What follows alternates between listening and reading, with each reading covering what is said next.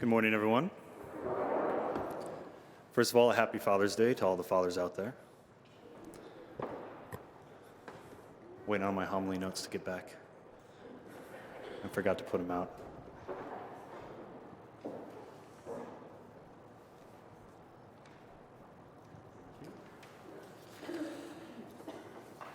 Many of us, I'm certain, have been hungry.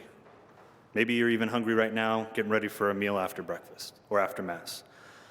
This feeling of hunger we experience pushes us to satisfy it, to eat so as to be rid of this hunger, because it's kind of an uncomfortable feeling. Likely in the gospel today, many of those who followed Christ into the desert were hungry. Perhaps that's even why they followed him, on the off chance that he might feed them. But then there's a hunger that we experience that's more than physical. It's a spiritual hunger, a hunger for something more, something deeper, something that satisfies us for eternity. Many of us are here today because of that hunger. We recognize that something is missing from our lives, that there's almost like an unfillable hole deep within us that no matter what earthly things we try to throw at it, it is never filled, it is never satisfied. Try as we might, that hunger for more, for deep connection and meaning in life never goes away. Sure, we might try and fill it or even hide from it at times by binge watching television or Netflix, endlessly scrolling on social media, starting a YouTube video and letting it just continuously play as it takes us down another rabbit hole. But this never really satisfies that deep longing, not truly. The crowd in today's gospel likely experienced this same hunger too. And that's a big part of what brought them to the middle of the desert. Following some guy that they barely knew, only catching little bits of gossip about how he had healed their neighbor, restored sight to the man down the road.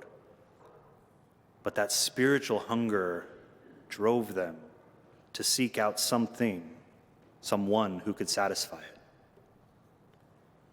They wanted more in their lives, and maybe, just maybe, this random preacher in the middle of the desert would be able to do just that.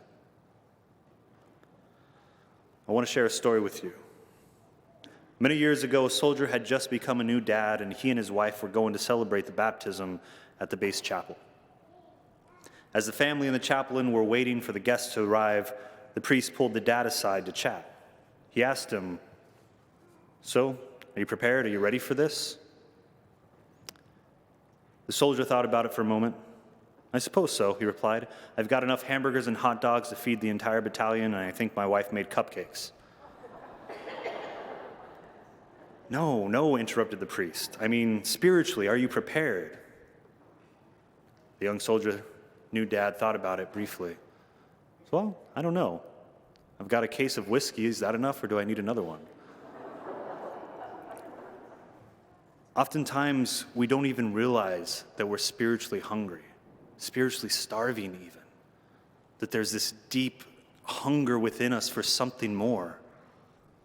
But today, whether we realize that hunger or not, whether we try to run and hide from it or not, today, Christ is giving us food to eat. Food that nourishes us spiritually, food that heals us, food that saves us. Because it is the source and summit of our faith, because it is the body and blood, soul and divinity of our Lord Jesus Christ. All right, one more story. I was talking with a young woman many years ago, and this is a true story, many years ago, who had just returned to the faith after being away for a long time.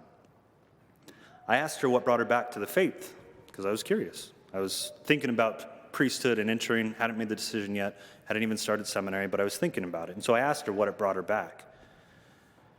And she recounted her story for me. She said, "I had just lost a family member. I didn't know what to do. I was distraught. I was just completely lost.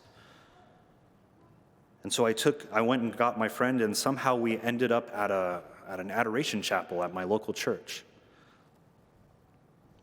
And as we were sitting there, my friend, a Buddhist, asked me what this was.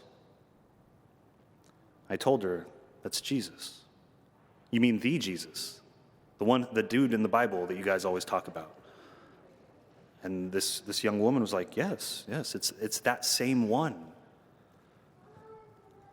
And then, in a very serious and concerning way, she turned to me and asked, "If you really believe this is Jesus, then where is everybody?"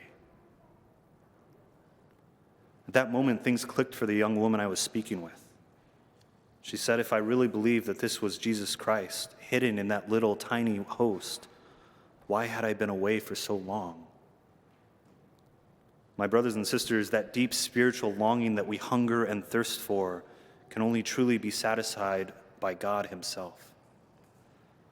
And he has given us himself in the Holy of Holies, the Blessed Sacrament, which he invites us to partake of in Holy Communion today. The Eucharist is the medicine that will heal our souls and satisfy our deepest hunger.